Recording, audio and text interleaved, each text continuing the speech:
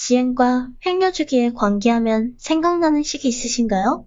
횡료주기는 0.802 b 나누기 루트 gm 또는 횡료주기는 0.8 b 나누기 루트 gm 이라는 식이 생각나시나요? 결론부터 말하자면 이 식은 틀렸습니다. 회계사 공부방에도, 교재에도, 수험서에도, 회계사 면허 시험 문제에도 이 식을 사용한다고요? 그래도 틀렸습니다.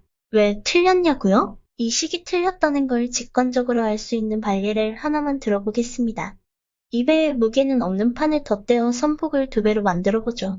식에 따르면 횡료주기는 2배가 되어야 하겠지만 그럴까요? 그렇지 않습니다. 동일하죠. 따라서 위식은 틀렸습니다. 왜 틀렸는지 질문을 하기 전에 생각해봐야 할 점이 있습니다. 저 식이 어디서 온 거지? 왜 개수가 하필 0.80이지? 왜 하필 선폭과 비례하는 거지? 라는 생각 말이죠.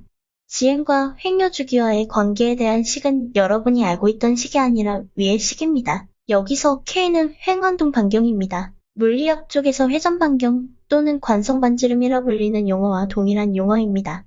회전 반경은 회전하는 물체의 회전 중심의 중심으로부터 떨어진 거리의 평균 정도로 이해하시면 됩니다. 이 식에 대한 의구심이 생기신다고요?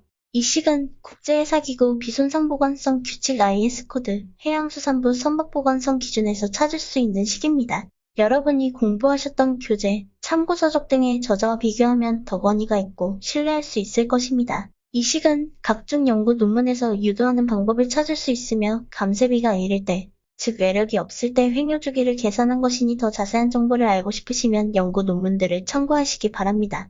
여러분이 알고 있던 식과 비슷하게 생겼죠? 여러분이 알고 있는 식은 오른쪽 식에서 나왔습니다. 0.80이라는 개수는 회전 반경 K가 0.4라는 가정하에 나온 개수로 보시면 됩니다. 오른쪽 식의 2.0이라는 개수는 루트 중력가속도 g 나누기 4파이 제곱을 계산한 값입니다. 선박의 경우 회전 반경이 선체의 약 0.3에서 0.5배인 경우가 많으나 반드시 그러한 것이라 볼 수는 없습니다. 회전 반경 K는 선체의 크기와 무게가 바깥쪽에 많이 배치되었는지 안쪽에 많이 배치되었는지에 따라 달라집니다.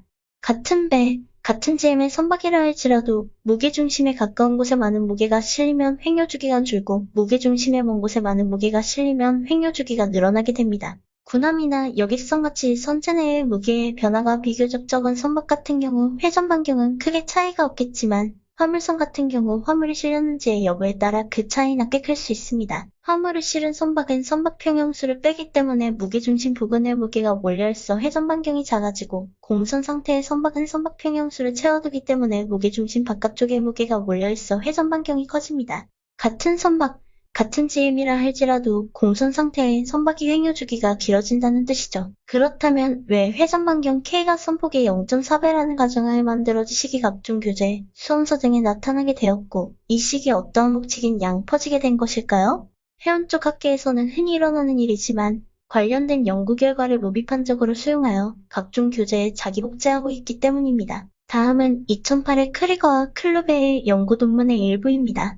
회전 반경은 대략 선폭의 0.4배로 보고 높은 구조물이나 갑판상 화물이 많은 경우 0.45b 정도로 본다고 되어 있습니다. 해당 논문에서는 회전 반경과 선폭의 관계에 있어서 유연성을 가진 것으로 표현되지만 본 논문을 참고하여 생산한 우리나라 학술자료들의 경우 별 이유 없이 회전 반경의 선폭의 0.4배로 둔 후에 횡료주기에 대한 언급을 해버리는 경우가 상당히 많이 존재합니다. 이를 통해 해서 관련 교재, 수험서 등에 여러분이 알고 있는 식이 무비판적으로 수용되어 현재 여러분이 알고 있는 횡료주기와 지행과의 관계식이 정설처럼 굳어져 버린 것입니다. 횡료주기 식을 통해 간단히 정리해보도록 하겠습니다. 횡료주기는 회전 반경에 비례한다. 즉, 무게중심 부근에 무게가 많이 실려있으면 횡료주기가 짧고 무게중심과 원쪽에 무게가 많이 실려있으면 횡료주기가 길다. 횡료주기는 루트 gm에 반비례한다. 감사합니다.